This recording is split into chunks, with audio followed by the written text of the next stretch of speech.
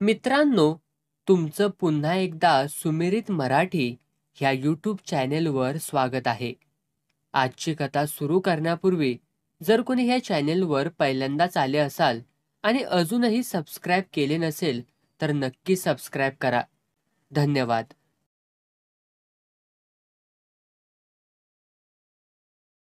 वाऱ्यानं तारखांचं calendar फडफडलं जावं त्याप्रमाणे एक एक दिवस भराभर उलटत होता आणि प्रत्येक क्षणाला पुरुषोत्तमचं आयुष्य कणाकणानं कमी होत होतं.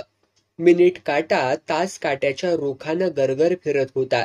रेतीच्या घड्याळातली वरच्या कप्प्यातली रेती पळापळाला खालच्या कप्प्यात झरझर गळत होती आणि तो शेवटचा पळ जवळ येत चालला होता. जेव्हा वरच्या कप्प्यात काही उरणार नव्हतं, काळ आ वासून एक एक पावलानं पुढं सरकत होता. सामान्य मनुष्याचं जगणं आणि फाशीची शिक्षा झालेल्या कैद्यांचं जगणं यात केवढं महंत अंतर आहे. एक मरणाची जाणीवही नसल्यासारखा जीवनाच्या सरोवरात निश्चिंतपणे स्वच्छंद डुंबत असतो, तर दुसरा मरणाची काळवेळ निश्चित ठरल्यासारखा मृत्यूच्या दाढेत बसून वेगानं वाहत धबधब्याच्या मुखाकडे निघालेला असतो. जगण्याची आशा सुटलेली नसते, पण जीवनाचा पाश तुटलेला असतो. पुरुषोत्तमची हीच स्थिती झाली होती. फाशीच्या सजेचा हुकूम होताच त्याला येरवडा तुरुंगात फाशी यार्डमध्ये ठेवण्यात आलं होतं. त्या सुनसान भयानक कोठडीमध्ये खिन्न, उदास व मलूल मनस्थितीत पुरुषोत्तम दिवसभर पडून राही. फासावर गेलेले कित्येक कैदी यापूर्वी त्या खोलीत राहिले होते. कित्येक अतृप्त मनोरथ व अपरिपूर्ण मनोराज्य आजवर त्या 10x10च्या जागेमधल्या कुंद हवेच्या विरळ थरांमध्ये रचली गेली होती. संध्याकाळ झाली की छतावरच्या छोट्या बल्बचा मळकट धुसर प्रकाश खोलीमध्ये बिचकत बिचकत वावरू लागे. तो दिवा उजेडापेक्षा अंधार जास्त पाडी. त्या अंधारल्या उजेडात पुरुषोत्तमला समोरच्या भिंतीवर अदृश्य आत्म्यांच्या गूढ छाया नाचताना दिसत आणि तो भयानक गच्च डोळे मिटून पडून राही. फाशीवर चढलेल्यांचे गहन उश्वास आणि दीर्घ लांबलचक निश्वास त्याला वरचेवर ऐकू येत असत आणि ते ऐकून जगापासून एकटा एकाकी पडलेल्या पुरुषोत्तमच्या अंगावर शहारे येत असत. रात्रीच्या रात्री विगलित दशेत बिछाण्यावर पडून तो तळमळत काढी. दिवस कसा तरी पार पडत असे, पण येणारी प्रत्येक रात्र तिच्या भयान रूपामुळं त्याला असह्य होऊन जाई. त्या आवारात त्याच्या खोलीला लागून आणखी बऱ्याच खोल्या होत्या. शेजारच्या 4-5 खोल्यांमधून फाशीचे आणखी कैदी ठेवण्यात आले होते. हे फाशीवाले कैदी समभोगी व समदुःखी असल्यानं एकमेकांशी घनिष्ठ व स्नेहपूर्ण संबंध असल्यासारखे वागत. जाता येता एकमेकांची प्रेमळपणानं विचारपूस करीत. आपापल्या कोठडीत पडल्या पडल्या ते उंच खेळकळ सुरात परस्परांशी जणू समोरासमोर असल्यासारखे गप्पा गोष्टी करीत. क्वचित चेष्टा मस्करीही करीत. एक दोघे बऱ्यापैकी गाणारे होते. त्यातल्या एकानं रात्री ठेविले अनंते तैसेची राहावे असलं काहीतरी भजन सुरू केलं की दुसरा आपल्या खोलीतून आवाज चढवून औंदाबाई आले मी लग्नाला अशी एखादी ढंगदार लावणी किंचाळू लागे. त्या दुर्दैवी प्राण्यांची हीच करमणूक होती. फाशीचा दोर डोक्यावर झुलत असताना हे लोक हास्यविनोद कसे काय करू शकतात याचं पुरुषोत्तमला नेहमीच आश्चर्य वाटे. त्यातल्या 2 जणांची आपापसामध्ये विशेष गट्टी होती. दिवसभर ते आपापसात सलोख्यानं व खेळीमेळीनं वागत, परंतु रात्री जेवण करून ते आपापल्या खोलीत अंथरुणावरती पडले की एकमेकांवर वाह्यात गाळीव शिव्यांचा सारखा भडीमार सुरू करीत. एकमेकांची आई, बायको, बहीण यांच्या संबंधी अशी काही गलिच्छ, बिभत्स व अर्वाच्य शिवीगाळ ते करीत की त्या ऐकताना पुरुषोत्तम स्वतःच शरमेनं पाणी पाणी होऊन जाई. त्या दोघात दुसऱ्या दिवशी चांगलीच खडाजंगी उडणार या भीतीनं त्याच्या मनाचा थरकाप होई. पण दुसऱ्या दिवशी ते दोघे पूर्ववत गळ्यात गळा घालून फाशी यार्डच्या अंगणात मिरवताना दिसत. काही दिवसांनी पुरुषोत्तमला कळलं की त्या दोघांना आई, बहीण, बायको वगैरे कुणीच नाहीत आणि असले तरी त्यांना त्यांचं काही सोयर सुतक उरलेलं नाही. एकमेकांच्या आया बहिणी कल्पनेच्या राज्यात भोगणं हाच त्यांचा रात्रीचा उद्योग बनला आहे. त्यातला एक जण स्वतःच्या सख्ख्या आईला जिवंतपणी पेटवूनच आत आला होता, तर दुसऱ्यानं बायकोची खांडोळी करून फाशी यार्डमध्ये प्रवेश मिळवला होता. कसल्या ना कसल्या विकृतीनं वा विकारानं पछाडलेले ते तिथले लोक क्षणाक्षणानं मृत्यूच्या समीप सरकत होते आणि तरीही त्यांना मृत्यूचं भान नव्हतं. तरीही जीवनाची आसक्ती मायावी मोहिनी रूप धारण करून त्यांना स्वतःभोवती झुलवीत होती. हे एक नवलच होतं. सापाच्या तोंडात अर्धा अधिक अडकलेल्या बेडकानं जवळच्या माशीवर झडप घालण्याचा प्रयत्न करावा, तसंच ते सगळं काही होतं. माणसाला जीवनाचा मोह अखेर क्षणापर्यंत सुटत नाही, हे अगदी खरं आहे. पुरुषोत्तमचे साथी त्याच्याशी बोलण्याची, त्याला आपल्यात ओढण्याची खटपट करीत असत, पण त्यांच्या रांगड्या गावंढळ सहवासात त्याचं मन रमत नसे. सुन्न आणि बधीर झाल्यासारखा तो दिवसभर आपल्या खोलीमध्ये पडून राही. लोळण्याचा कंटाळा आला म्हणजे उठून खोलीत यरझारा घाली. फाशीवाल्या कैद्यांना रोज सकाळी तासभर व दुपारी तासभर समोरच्या जागेत मोकळ्या हवेत फिरण्यासाठी पायी पायीनं हातात हातकड्या घालून बाहेर काढीत. पण प्रथम बरेच दिवस बाहेर फिरण्यास व हातपाय मोकळे करण्यासाठी पुरुषोत्तमनं नकार दिला. परंतु हळूहळू काही दिवसांनी तो बाहेर हिंडू फिरू लागला आणि शेजारच्या लोकांत मिसळूही लागला. त्यातल्या एक दोघांशी तो मनमोकळेपणानं बोलू चालूही लागला. मात्र त्यांच्याशी पूर्णतया समरस तो कधीच होऊ शकला नाही. कंडेम्ड प्रिझनर म्हणून त्याच्या आरोग्याची, प्रकृतीची बारकाईनं काळजी घेण्यात येई. डॉक्टर दूध, अंडी, फळं, ब्रेड, भात, मटण इत्यादी सर्व प्रकारचं डायट लिहून देई. ते पदार्थ तसेच पडून राहत. त्याचे साथी जेल कॅन्टीनमध्ये बनणाऱ्या वस्तू मागवीत. खा पी लो पुरुषोत्तम, एक दिन जाना है भाई, असं म्हणून त्याला खाण्याचा आग्रह करीत. पुरुषोत्तमची खाण्यापिण्यावर वासनाच राहिली नव्हती.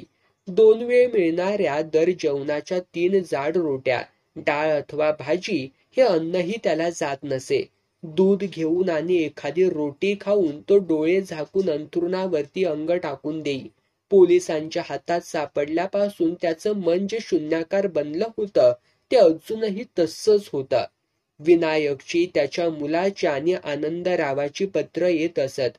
दोघंही सगळं काही खुशाल व ठाकठीक असल्याचं लिहून त्याला धीर देत. त्या पत्रांनी त्याच्या मनात आशा निराशेचा लपंडाव चालू होई. पुरुषोत्तम पत्रांची उत्तरं सहसा देत नसे. मुलानं आणि सारजेनं 1-2दा येऊन त्याची मुलाखत घेण्याचा प्रयत्न केला. पुरुषोत्तमनं त्यांची भेट नाकारली. आकस्मिक खून प्रकरणामुळे जणू बायको व मुलगा त्याच्यापासून तुटून बाजूला पडली होती. त्यांना आपलं तोंड दाखवण्याचीही त्याला आता शरम वाटत होती. विनायकनं शाळा सोडून दुकानची सूत्र हाती घेतली होती व तो धंदा सांभाळू लागला होता. आनंदरावाच्या पत्रातून हायकोर्ट, अपील वगैरे बाबींचा उल्लेख असे. पुरुषोत्तमनं तुरुंगामार्फत अपील पाठवलं होतं. पण खालच्या कोर्टाचा निकाल अपीलात बदलेल की नाही याविषयी त्याच्या मनाची नेहमी द्विधा अवस्था होऊन जाई. तोच निकाल कायम राहील की काय अशी धाकधूक मनात सदोदित जागृत राही. तथापि आशेचा तंतू कितीही सूक्ष्म असला तरी शेवटपर्यंत टिकून राहतो. एखाद्या सहगामिनी सती साध्वीसारखा तो माणसाची अंतःकाळापर्यंत साथ करतो. आशा यशवंती घोरपडीपेक्षाही चिवट व दमदार असते.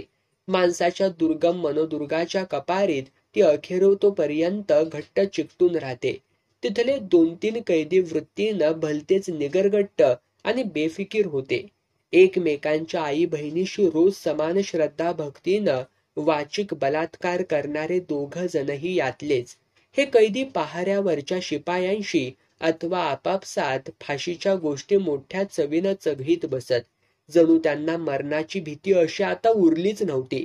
पहाऱ्यावरचे शिपाईही त्यांना मग आपले अनुभव सुनवीत. वधस्तंभाची जागा कशी आहे, त्यावरचे फाशीचे तख्ते किती लांबी रुंदीचे आहेत, त्यात माणसाला कसं उभं करतात, रस्सी गळ्यात कशी बांधतात, खटका दाबताच तख्ता बाजूला आपटून माणूस खालच्या पोकळीत कसा कोसळतो, याबद्दलची चर्चा त्यांच्यात चाले. पहाऱ्याचे शिपाई सहसा या चर्चेत भाग घेत नसत. पण आपल्या ज्ञानभांडाराची शेखी मिरवायला उतावीळ असलेला एखादा वरिष्ठाचे राऊंड बिऊंड नाही असा अंदाज पाहून या चर्चेत स्वतःची रंगत भरी. त्यांच्या गप्पा आपल्या खोलीत पडल्या पडल्या ऐकताना पुरुषोत्तमचं अंग अक्षरशः लटालटा कापू लागे आणि त्याच्या सर्वांगाला घाम फुटू लागे. आणि तरीही या गोष्टी ऐकण्याची त्याला उत्सुकता लागून राही. रात्री 10च्या सुमाराला सारे कैदी झोपी जात आणि मग शिपायांचा पदरव आणि तासातासाचे घंटा निनाद याखेरीज सर्वत्र भयान निस्तब्धता पसरून जाई. त्या निस्तब्धतेत पुरुषोत्तमला जुन्या गोष्टी आठवत. आपल्या खडतर दैव दुर्विलासाविषयी तो मनाशी अचंबा करे. काय घडलं, कसं घडलं, कशामुळे घडलं याचा अजूनही त्याला अंदाज व अर्थबोध होत नव्हता. असं काही घडेल ही कधी स्वप्नातही आशंका नव्हती. रोज रात्री हटकून त्याच्या मनात त्या घटनेचे विचार येत असत. परंतु अद्यापही आपण दोषी की निर्दोषी याच संभ्रमात तो अनेकदा गोंधळून आणि बावरून जाई. खटला चालू असताना फिर्यादी पक्षाचा पुरावा ऐकून वारंवार त्याची समजूत झाली होती की आपण खरेच दोषी आहोत. त्याच समजुतीचं आवरण त्याच्या विचारशक्तीला झाकावून टाकी. धीरे धीरे थंड व शांत डोक्यानं विचार करता करता त्याच्या सदसद विवेक बुद्धीला एक प्रकारचा ठाम आत्मविश्वास निर्माण झाला की नाही, आपण संपूर्ण निर्दोष आहोत. काहीतरी गूढ रहस्यमय कृष्ण कारस्थान आपल्या विरुद्ध रचण्यात आलं होतं आणि सगुनी विरुद्ध रचण्यात आलं होतं असं म्हणा. तिची हत्या व आपली देहांत शिक्षा हा त्याच कारस्थानाचा परिपाक होय. हे कोणत्या पापाचं फळ आम्हा दोघांना भोगावं लागलं हे एक तो परमात्माच जाणे. पण कोण आहेत आपले दुश्मन? बळीराम. पण त्याची माझी सगुनीवरून एकदा बाचाबाची झाली तेवढीच काय ती. पुन्हा तो कधी माझ्या वाटेला गेला नाही. 3-4 वर्ष सलोख्यानं वागला. नकली स्नेह भावनेनं म्हणता येईल वाटल्यास. कुठं भेटला तर दात विचकून रामराम घालायचा. सगुनीशी त्यानं कसला संबंध ठेवला नव्हता. शिवाय गावातला वजनदार प्रतिष्ठित माणूस 4 वर्षांपासून गावचा सरपंच म्हणून मिरवतोय. पैसेवाला मालदार असामी. त्याला काय म्हणून कमी आहे? तो असलं घृणास्पद कार्य कशाला हो करील? आणि तो तर घटनासमयी गावातही नव्हता. छे, हे त्याचं काम वाटत नाही. मग तो पत्र पाठवणारा श्याम? नक्की त्याचंच काम असलं पाहिजे. पण तो कोण? कुणीतरी परगावचा, सगुनीच्या दाट जुन्या ओळखीचा असावा. बाळमित्र वगैरे. त्या दोघांचा पूर्वीचा काही अनुचित संबंधही दिसतोय. त्याच्याबद्दल तिनं आपल्यापासून लपवून ठेवलं. पण सगुनी इतकी लबाड, कपटी आणि आतल्या गाठीची होती काय? मुळीच नाही. ती कधीच अशी नव्हती. पूर्वीचं काय असेल ते असो, ती माझी झाली तेव्हापासून एकदाही तिनं माझ्याशी प्रतारणा केली नाही. श्यामची तिचं लपडं असतं तर प्रामाणिकपणानं तिनं सांगून टाकलं असतं. मी झोपी गेल्यावर तिनं दार उघडून त्याला आत घेतलं, त्याच्याशी कुकर्म केलं वगैरे सगळ्या भयानक बनावट भूलथापा आहेत. ती असलं काही घाणेरडं करणं शक्य नाही. साध्वीसारखं शुद्ध चारित्र्य होतं तिचं. धुतल्या तांदळासारखं स्वच्छ वागणं होतं तिचं. हृदयाला हृदयाची ओळख पटणार नाही असं कसं होईल? मी पाप्यानं तिच्या अंतःकाळी तिच्याबद्दल गलिच्छ संशय मनात धरला. त्याबद्दल तिचा निष्पाप निरागस आत्मा अजून तळमळत असेल. संशय महाभयंकर झोटिंगा आहे. भल्या भल्यांना तो झुलवून रसातळाला पोचवतो. मी सुद्धा पिसाटासारखा तिचा गळा दाबून जीव घ्यायच्या बेतात आलोच होतो ना. सगुनी चुकूनही कधी आपल्याशी अंतर ठेवून परकेपणानं वागली नाही. एखाद्या पतिव्रतेसारखं तिनं आपलं सर्वस्व माझ्या पायी वाहिलं होतं. एवढंच कशाला, मरण्यापूर्वी 1 महिना आधी तिनं आपली सारी इस्टेट माझ्या नावे लिहून देण्याची इच्छा सुद्धा दर्शवली नव्हती काय?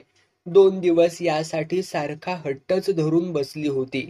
मी ठाम नकार दिला आणि म्हटलं, सगुने, अगं तू आणि तुझं बाळ दोघंही माझीच आहेत. कागदावर आपल्या प्रेमाची पावती करून देण्याची काही गरज आहे काय ग? ती ऐकेच ना. 4 दिवस रुसून बसली. माझ्या नावानं बक्षीसपत्र करून दिलं म्हणजे आपली मालमत्ता सुरक्षित राहील अशी तिची भावना होऊन बसली होती. शेवटी तिची मोलकरीण भागी सुद्धा तिला म्हणाली, जाऊ द्या ना बाईसाहेब, ते नग म्हणते तर राहू द्या. सगुनी चूप बसली. तिनं आपला हट्ट सोडला. पण विचित्र गोष्ट म्हणजे पुन्हा 4-8 दिवसांनी तिनं तीच गळ मला घातली. मी हसत हसत म्हटलं, बरं बघू पुढं मागं कधीतरी. काय घाय आहे एवढ्यातच. ती गोष्ट घडून यावी असा दैवाचा संकेत नव्हता. बिचारी 1 महिन्याच्या आतच मृत्युमुखी पडली. तर तिच्या इमानदारीविषयी संशय घ्यायला तीळमात्र जागा नाही. श्रावण गेल्यापासून नवऱ्या इतक्याच भक्तिभावानं आणि सचोटीनं ती माझ्याशी वागली. किती थोड्या अवधीत ती मला माझ्या बायकोपेक्षाही प्यारी होऊन बसली. सरवण्णा 4-5 दिवसांच्या आजारात अंगातली उष्णता भडकून आटोपला. आपला तो बालपणाचा सच्चा दोस्त. जातेवेळी त्यानं आपल्याला बोलावून घेतलं आणि डोळ्यांत पाणी आणून सगुनीला व बाळाला आपल्या हवाली केलं. मीही त्याचा सांभाळ करीन म्हणून वचन दिलं. त्यावेळी माझ्या ध्यानी मनीही नव्हतं की बहीण मानलेल्या सगुनीशी माझा हा असा संबंध जुळून येईल. ईश्वर जाणतो आहे की माझ्या मनात कधीही तिच्याबद्दल हीन वासना नव्हती. मी तिला वैने म्हणत होतो आणि बहिणीच्या ममतेनं तिच्याशी वागत होतो. पाप माझ्या पोटातच नव्हतं. पाप तिच्याही मनात नव्हतं. पाप असलंच तर ते नशिबानं तिला ज्या परिस्थितीत ढकलून दिलं त्या परिस्थितीत होतं. आणि परिस्थितीच्या मुशीत धगधगून जेव्हा ते बाहेर पडलं तेव्हा ते पाप राहिलंच नव्हतं. विशुद्ध प्रेमाचं 52 काशी कांचन बनूनच ते प्रगट झालं होतं. सरावणानं राम म्हटलं आणि त्याच्या मृत्यूच्या दुःखानं अस्मान कोसळल्यासारखं होऊन सगुनी बेशुद्ध पडली. त्याच्या अंत्यविधीचा आणि दिवसांचा खर्च मीच केला. शेतीवाडी तिच्या नावावर करून घेण्यासाठी धावपळ केली. तिच्या शेतीला विश्वासू सालकरी खणकरी मिळवून दिले. तिचं बस्तान जमेतोपर्यंत स्वतःचा धंदा बाजूला टाकून तिला पैशांची व सर्व प्रकारची मदत केली. तिच्या लहान पोराला तुकारामाला मांडीवर घेऊन खेळवलं. तिला परोपरीनं धीर व उत्साह देऊन तिचं सांत्वन केलं. ती स्वाभिमानी होती. मेहुण्यापुढं किंवा बहिणीपुढं तिनं कधी याचनेचा हात पसरला नाही. बळीराम बद्दल ती नेहमी म्हणायची, मेला साप हाय साप, त्याची मायावर लय दिसापासून खराब नदर हाय. थोरल्या बहिणीला भेटण्यासाठी सुद्धा ती त्याच्या घरी कधीही गेली नाही. तो सुरुवातीला 5-7 वेळा तिच्याकडे येऊन गेला. माझ्या संग मुहतूर लावून माझ्या घरी ये, तुला राणीसारखी ठेवतो म्हणाला. पण तिनं त्याला स्पष्ट सांगितलं, मला लगीन करायचं न्हाय, घर सोडून कुठं बी जायचं न्हाय. माझं जे काय हाय ते समद तुक्याचं हाय. त्याला वाढवून मोठं करायचं आणि मग समद त्याच्या स्वाधीन करून खुशाल हरी हरी म्हणत बसायचं. ती ऐकत नाही म्हणून बळीरामनं तिला अदवा तदवा बोलून शिवीगाळही केली. पण ती काही त्याला बदली नाही. तिनं चक्क सुनावलं, माह जे काय व्हायचं असन ते व्हैन, माझी काळजी तुम्ही करू नका. तिला आपल्या जाळ्यात खेचण्याची बळीरामनं खचून खटपट केली. मला या प्रकरणाची बित्तम बातमी मी रोज दुपारी सगुनीकडे तिची विचारपूस करायला जाई तेव्हा मिळत असे. एक दिवस मी तिच्याकडे बसलेलो असताना बळीराम आला. मला पाहून दबकला. त्या दिवशी सगुनीनंच त्याच्यावर तोंड टाकून भांडण उकरून काढलं. मी तिची बाजू घेऊन त्याला पुन्हा येऊ नकोस म्हणून ताकीद दिली. रागानं जळफळून बडबडीचे फुटकार टाकीत मिशीवरती पीळ देऊन बघून घेईन असं म्हणत तो निघून गेला. पुन्हा काही तो सगुनीकडे फिरकला नाही. ही गोष्ट तिचा नवरा मेल्यानंतर केवळ 3-4 महिन्यांतली. या गोष्टीलाच 5 वर्ष होऊन गेली. पुन्हा त्यानं कधी चक्कर मक्कर केली नाही. सगुनीलाही कधी तोंड दाखवलं नाही. तिचा खूनबिन करायचा असता तर त्यानं त्याच वेळी केला असता. पण त्यानं केला नाही किंवा असं म्हणा तो करू शकला नाही. त्यानं काही हालचाल केली असती तर मी माझ्या माणसांकरवी त्याची चांगलीच खोड जिरवली असती. हे त्याला पक्क माहीत होतं. मी सगुनीसाठी जे काही केलं ते मित्राच्या अंतकाळाच्या इच्छेला जागून निस्वार्थ कर्तव्य बुद्धीनं केलं. सगुनी त्यावेळी 20 वर्षांची कवळी पोर होती. नखशिखांत जवानीच्या आकर्षणानं नाजूक रसरशीत सौंदर्यानं ती नुसती मुसमुसलेली होती. सबंध गावात तिच्या इतकी मोहक व देखणी स्त्री दुसरी कुठलीही नव्हती.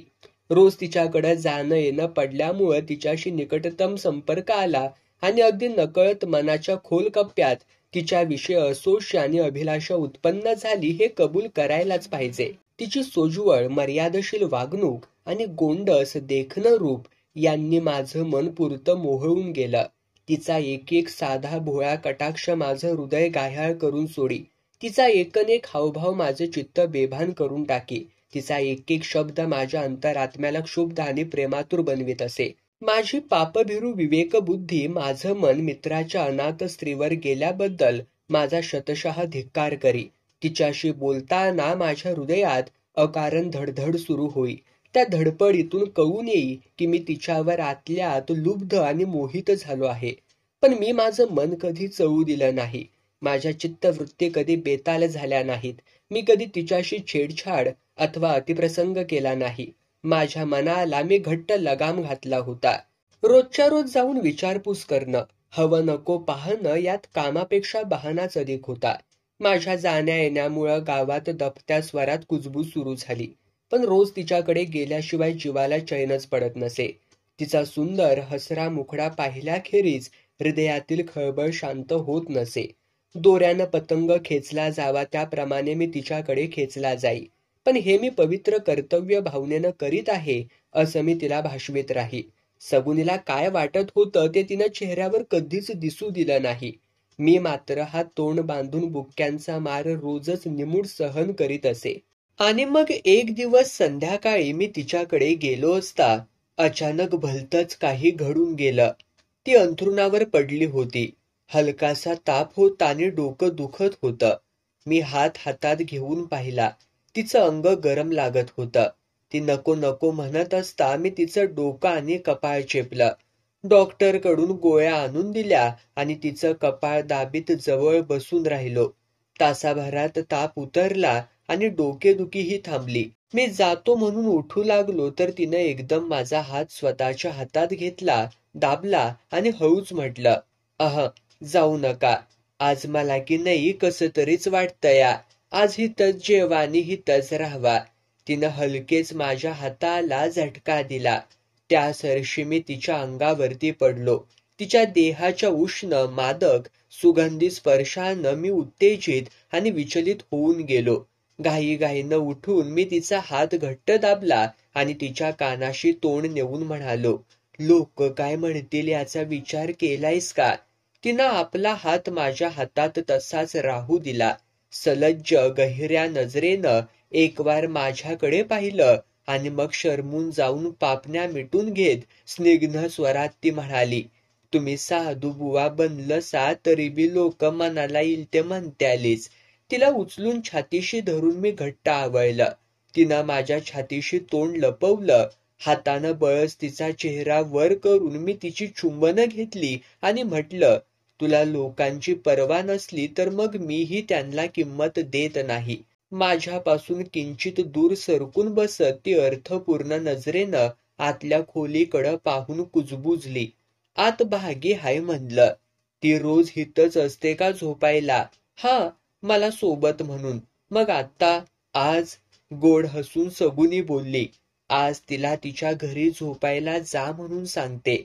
सगुनीच्या मधुर, उन्मादक व प्रेमळ सहवासात सुखाच्या नंदनवनात मनसोक्त विहार करीत 4 वर्ष कशी भुरकन उडून गेली ते कळलंही नाही. लोक माग कुचाळक्या करीत, बोट दाखवीत, हिनकस अचकट विचकट शेरे मारीत, पण प्रत्यक्ष तोंडावर बोलायची कुणाची हिंमत झाली नाही. अगदी बळीरामची सुद्धा. लोक एवी तेवी नावं ठेवतातच, मग आता का डरायचं? अशा ईर्षेनं आमचा प्रेमसंबंध दिवसेंदिवस वाढतच गेला. वाटेल ते झालं तरी एकमेकांना अंतर द्यायचं नाही अशा आम्ही आणाभाका घेतल्या. मी रोज रात्री न चुकता सगुनीकडं मुक्कामाला राहू लागलो. सगुनीनं माझं हृदयाकाश असं काही पूर्णपणे व्यापून टाकलं, ग्रासून टाकलं की ती मला किराणा दुकानातल्या पोत्यात, डबड्यात, जमा खर्चाच्या चोपड्यात, आंघोळीच्या घंगाळ्यात, जेवणाच्या ताटात सर्वत्र भरलेली दिसून यायची. कधी दुकानचं काम आटोपतो आणि तिच्याकडे जाऊन तिच्या नरम, उबदार मिठीत विसावतो असं मला होऊन जायचं. तिच्या प्रेमाच्या अवीट नशेत मी इतका बहकून गेलो की त्या घरात घरच्या धर्मपत्नीच्या सारजेच्या बाबतीत आपल्या हातून घोर अन्याय घडत आहे याचं भानच राहिलं नाही. सारजा संतापी, भांडकुदळ आणि तिखट जिभेची आहे. माझं तिच्यातलं आकर्षण आता संपलं आहे आणि मी सगुनीच्या नादानं वेडापिसा झालो आहे हे आढळून येताच ती भयंकर खवळून उठली. रोज उठून माझ्याशी भांडू लागली. तिनं माझ्यासमोर डोकं फोडून घेतलं. ती उपास करू लागली. अबोला धरला. माहेरी निघून जायच्या धमक्या दिल्या. मला नाही ते शिव्या शाप दिले. ती जो सगुनीच्या संबंधात मला विरोध करू लागली तो तिच्या मनातली फट वाढत गेली आणि अखेर ती फट एक न ओलांडता येणारी खाईच बनून गेली. सारजेला तोडून टाकण्यात मी पाप केलं की पुण्य याचा आढावा काढण्याच्या भानगडीत मी कधी पडलो नाही. पण मला नेहमी वाटत आलंय की वस्तुस्थिती मान्य न करण्यात आणि परिस्थितीशी तडजोड न करण्यात तिनं चूकच केली. 2 बायका काय कुणाला असू शकत नाहीत का? बाया काय आपल्या सवतीशी गुन्ह्या गोविंदानं नांदू शकत नाहीत? पण सारजा भलतीच हेकट. घरच्या लोकांना घेऊन वनीला देवीच्या जत्रेला जायचं असं मी ठरवलं तेव्हा ती अवदसा येणार असेल तर मी येणार नाही. मला त्या भवानीचं तोंड देखील बघायचं नाही असं म्हणून सारजेनं स्वतःला खोलीमध्ये कोंडून घेतलं.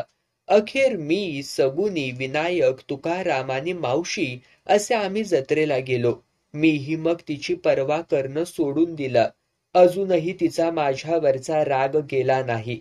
आपला नवरा फाशीवर जाणार हे माहीत असून पुन्हा मला भेटायला तुरुंगात आली नाही की माझ्या सुटकेसाठी कधी काही धडपड केली नाही.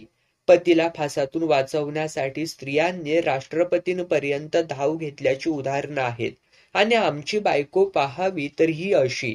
ह्या निष्ठुर बेपर्वा बायकोपेक्षा प्रेमासाठी जगाची पर्वा न करणारी व मेहुण्याच्या क्रोधाला न जुमानणारी सगुनी लाख पटीनं बरी. ती शेवटपर्यंत माझ्या इमानाला जागली.